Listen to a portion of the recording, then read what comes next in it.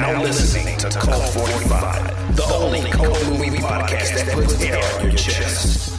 So sit back, relax, pour up, and turn up. Yeah! Welcome, everybody, to a blacker than a motherfucker edition of Cult 45 podcast. I'm your host, Beat 'em Down. Today, I'm joined by Random Randy Savage. Folks, once again, it is Black History Month, so we're doing the Hollywood Blackout for all superhero movies that is blacker than black, y'all. Our guest this week, you've heard him on this show so many times. He's been on here for Spaceballs. He's been on here for motherfucking Surf Ninjas. He's been on here for Battle Royale. He was here for Flash fucking Gordon. Folks, this might be his fifth, if not sixth time on this show. You know him from Fans on Patrol, one of the hardest working podcasters in show business, Montago motherfucking Bradley. What's going on? My homie! Yeah. What's going on, It feel dude? like 1,000 years for me, man, but shit, that's a lot of times, man. I know. I was going through my head. I was like, shit, we need to get that boy Montego a fucking jacket. So, what happens then, guys, when both Karen and Curtis are checking out this rotisserized brisket body? Well, then, old boy just pops the shit up and he grabs Curtis, man, and he sinks them crispy teeth into the side of his neck, and he starts chewing on him and throw him on the ground like he ain't shit. Turn around, look at Karen like she the next meal, and just come after her, right? She charges out the damn door, screaming and shit. Nobody helps her, man. Nobody. Nah, bro. I mean, It's a zombie movie now. Yeah, it's a turn of phrase, man. This time the barbecue eats you. Like, well, what do you do? I'm backing up because I've murdered many a rib. I'm like, nope. Looking at me, you like, oh, I killed it. I killed Come back for vengeance. It's the rib. The spawn of barbecue fucking coming after me and shit. Like, yeah, You killed my father. My brother. you gnawed on his bones for hours. They have that showdown in broad daylight because sunscreen apparently works on vampires from that exploding. Does. Weird ass scene, man. Sitting in the theater, you're sitting there like, what? And then Honestly, explaining it. well, at least like when it was dusk, they were like cool with suntan, and then they put the helmets on when it poured on for real. But I guess he was in the shade when he showed off a blade this time. Mm-hmm.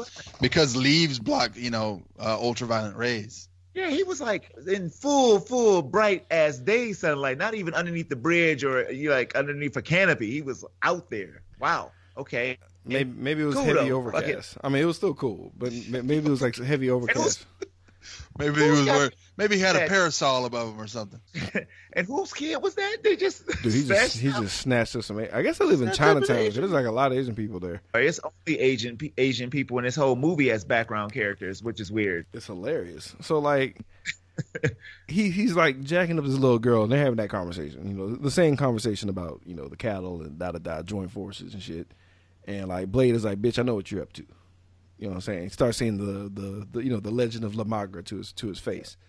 And he's like, you son of a bitch. And he ain't like that shit. So I'm thinking like he's gonna like let Frost walk away peacefully, right? Blade didn't. He pulls that gun out. And I think this is officially the first time bullet time ever happened. It wasn't bullet time. This was 1998. Yeah. Wasn't Matrix 99? 99. So we get some bullet time, and our boy dodges it. Frost gets out the way in the nick of time and throws this Asian girl so fucking hard. She should be dead. She should have exploded. She flies through a bus stop, dude. A popcorn machine. And like spills into the street. I'm like, well, that happened. And like, I thought Blade was gonna catch her in midair, and he's like, nope. But a Mack truck is coming, so he decides to intervene and like not let her die. I was upset that her face wasn't covered in blood when she ran away, because she should have been hobbling home. And it's only your boy left, Deacon Frost. And at this point, guys, in the original cut, anybody know what happens here? In the original cut, I they do had know to what reshoot happened. this. What happened, Montego? The original cut was pretty shitty, man. Deacon Frost, the ceremony goes through, and all of a sudden he becomes a big Terminator style blood morphing goofy blob of bullshit, and he keeps turning solid, and the head comes out of the blood, and he says quippy little things, and it goes back, and it's just stupid as fuck, man. It's like, why would you do this? And so they scrapped the whole thing and started it all over, and got one of the coolest swords fight in movie history. You know what's really funny about this was I was watching a little commentary about about David Goyer, and he said something very poignant. It really so folks, if you know who David Goyer is, he wrote for Batman v Superman. He did a lot of other good movies too. He did a lot of shit. He did a lot of good shit, but he did a lot of bad ones. And I loved his commentary where he was like, you know what, man, like ending a movie is really hard.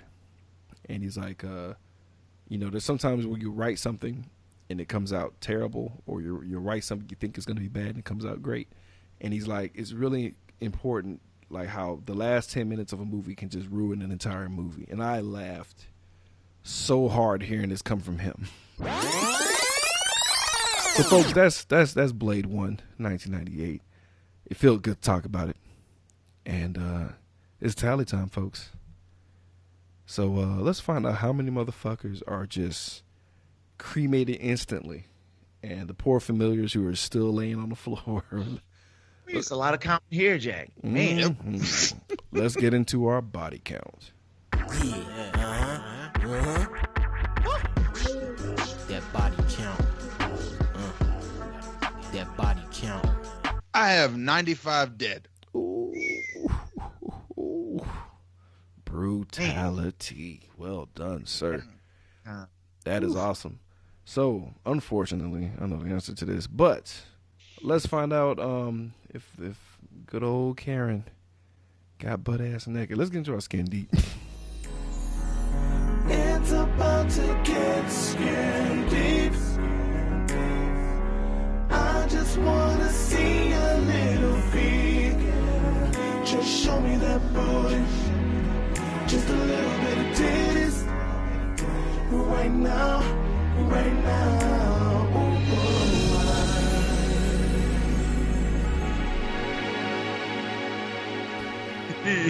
The answer, unfortunately, is no, but I was looking through that shirt hard as I could. Yeah, I could. Yeah, I was. I think my eyesight got worse. I need a stronger prescription of glasses because I was straining. Just a little bit. Like, just one. I know that's a nipple. There gotta be a nipple, man. Come on now. She cold? I think she cold. She's just ugh. Unfortunately, we get one butt ass naked Pearl. It was gross and nasty, and nobody wanted that at all. You goddamn right. Everybody loses. So this is a really good question here, folks. So we got to find out who is that diamond in the rough, that shining star. Let's get into our Joe Grizzly recipient. Let me introduce myself. I'm Joe Grizzly, bitch. Let's start with our guest, Mr. Montago Bradley. Who is your Joe Grizzly? I know. Go with Randy. I know. Let me think for let me think for a minute. You know how the show works, man. How dare you? What you got, Random Randy Savage? So I went with Quinn. Really? Yeah. So the reason my reasoning behind it is he keeps trying to kill Blade, even though Blade has been trying to kill him this whole time, and even beforehand set his ass on fire, cutting off limbs, trying to like burn him and shoot at him, and and he just keeps coming back, and I really respect that. Maybe it's just insanity to respect that, because somebody tried to kill me. He had enough swag to get skulled up in public, and still had bitches when he was in really, really terrible shape. Exactly. So that's what's up. I'm not even mad at that. Tago, you got one? Okay. I'll give you some more time. Mine's going to go to the captain in the very beginning of the movie that was just over it and just gave two shits and just told the guy to extinguish from the burning body. Put him out. Put him out. Just no fucks given. He has to get it because, I feel him. I feel him on so many levels. It's Blade. It's okay. Blade is your Joe Grizzly. He liked him so much. Yeah. Yeah. What about the black guy that Blade hugged that was making the serum? I guess he was cool. He got a little huggaroo, right? And he didn't die. They had that secret handshake. And they had the tattoos, man, and we never find out. They never go back to that. They forgot about it. God damn it. It's final verdict time. Knee pads are slipping, folks. What that means, if we really like this movie, we will give it a maximum of 2 knee pads where we fall to our knees and worship it like the blood god that it is, or we give it 2 flaming hater slippers where we staple them against the wall and leave them to burn for eternity. Let's start with our guest, Montago Bradley of Fanciful Troll. Knee pads or slippers? Oh, dude, I don't even need knee pads because I'm just going to lay down on the goddamn ground flat. I love one prayer mat. Yeah, dude. I love Blade, dude. Amen. Blade. Amen. Random Ready Savage, what you got? So I'm going to give this 2 knee pads made of silver-infused garlic-based titanium alloy. My verdict, obviously, guys, this is 2 knee pads made of eccentric flat tops with tattoos. Montego, thank you as always for coming. I'm glad I was able to get you on. And everyone have a good night. Good night. You got one. You got one. You got